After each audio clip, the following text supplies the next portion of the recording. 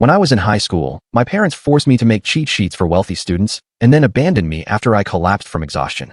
Now, 5 years later, my estranged mother was caught burning evidence in a parking lot, and she's desperately pleading with me and my siblings not to testify against her in a major fraud investigation. My parents took immense pride in operating a private tutoring establishment for exceptionally bright children. However, they rarely engaged in any actual instruction. The bulk of the teaching responsibilities fell upon me and my elder sister, Madison.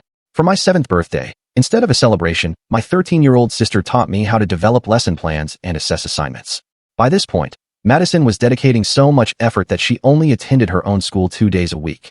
The principal initially objected, but upon learning she was contributing to the education of future leaders, he allowed it to continue. Together, Madison and I committed 50 hours weekly. As I lacked the experience for proper instruction, I primarily observed Madison, diligently absorbing every teaching method. Meanwhile, our parents performed minimal duties, meeting affluent families, signing enrollment documents, and their preferred pastime, boasting about cultivating young intellects. They asserted the center barely generated profit, yet they had inherited millions from my grandfather. A mere 2% was allocated to educational resources, with the remainder funding their opulent lifestyle, designer attire, spontaneous European excursions, a personal home theater. It astonished me that other parents never questioned why events were never hosted at our residence, or why my mother possessed 3 luxury vehicles while claiming the business was struggling.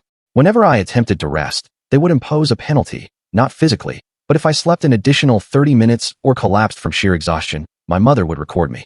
"If only you could witness how pathetic you appear right now," she would remark, sometimes even spitting on me.